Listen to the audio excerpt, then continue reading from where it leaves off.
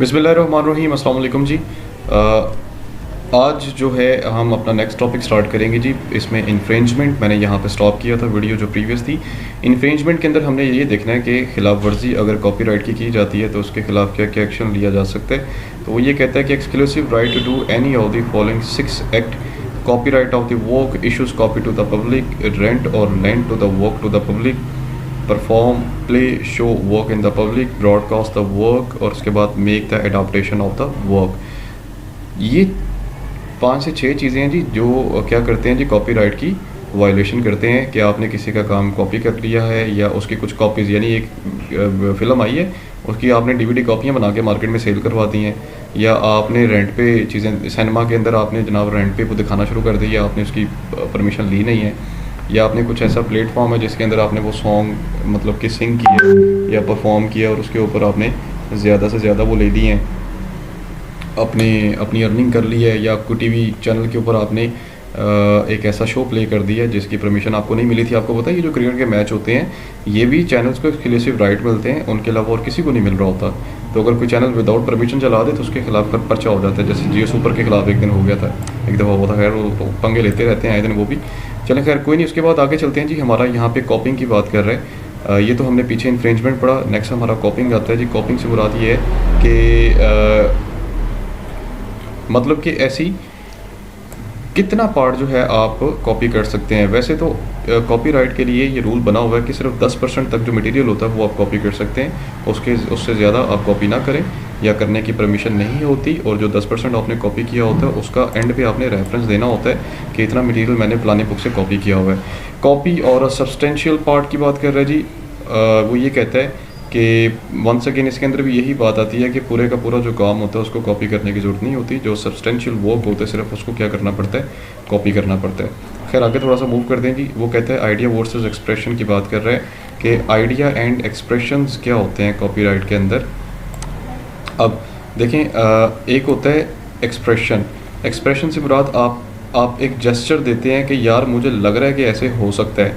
और एक होता है आइडिया फॉर एग्ज़ाम्पल, यार देखो मैं दोबारा बताता हूँ। एक्सप्रेशन क्या था कि यार वो बंदा समंदर के किनारे बैठा हुआ है इतनी दूर, तो कुछ ऐसा होना चाहिए कि काश उस तक मेरी बात पहुँच जाती। तो आइडिया क्या होता है, आइडिया क्यों ना हम एक ऐसी टेक्नोलॉजी बनाएं जिससे हमारी आवाज़ एक बंदे से दूसरे बंदे की तरफ चली जाए और उसको हमारी आवाज़ सुनाई भी दे। जैसे ग्राहम बेल ने टेलीफोन इंट्रोड्यूस करवा दिया था। तो एक्सप्रेशन जो है ये आइडिया से पहले की चीज़ है जो कि एक दी जाती है, और आइडिया जो है फिर वे आपको पता है फिर बाद में उसके ऊपर वर्किंग होती है, फिर उसको अमली शक्ल पहना के बाकायदा तौर पे इन्वेंशन के तौर पे सामने लाया जाता है। तो यहाँ पे कुछ उसकी इतनी डिटेल मतलब ऐड नहीं करनी है आपने टॉपिक के अंदर, जस्ट ये एक शॉर्ट एक्सप्लेनेशन के पॉइंट ऑफ व्यू से। होम टैपिंग की बात कर रहे हैं जी वंस अगेन, ठीक है। होम टैपिंग अब क्या होता है कि आप कोशिश करते हैं इसमें घर में बैठ के कोई ना कोई चीज़ या कोई ना कोई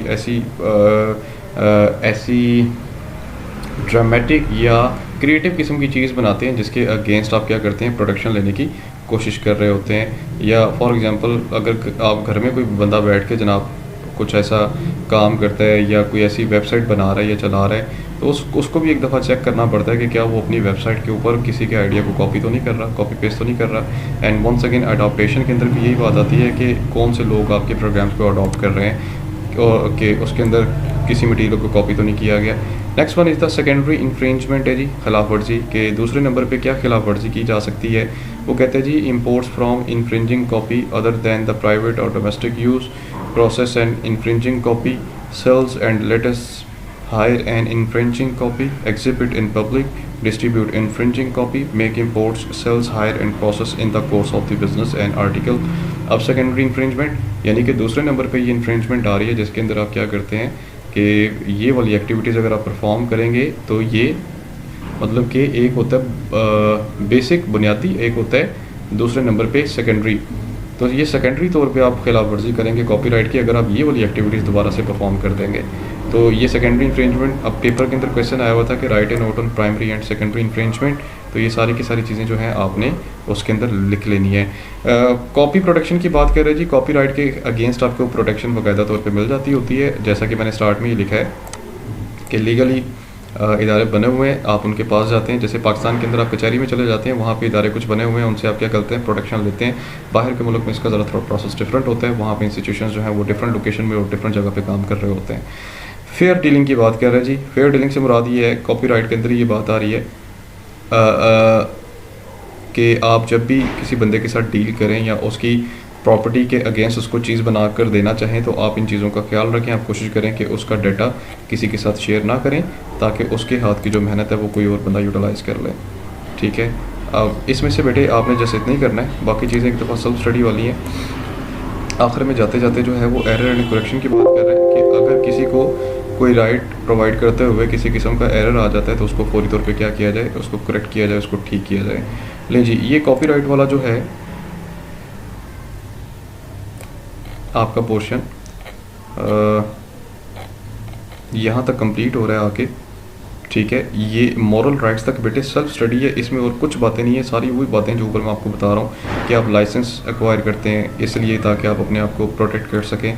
उसके बाद मॉरल राइट्स, अखलाकी तौर पे क्या राइट होता है जी उन लोगों के ऊपर जो कि आपको कॉपी राइट बना कर देते हैं कि वो वंस अगेन के कॉपी वगैरह ना करें।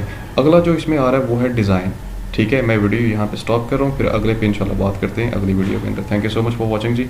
जाते जाते वीडियो को लाइक करें। अल्लाह हाफ़िज़।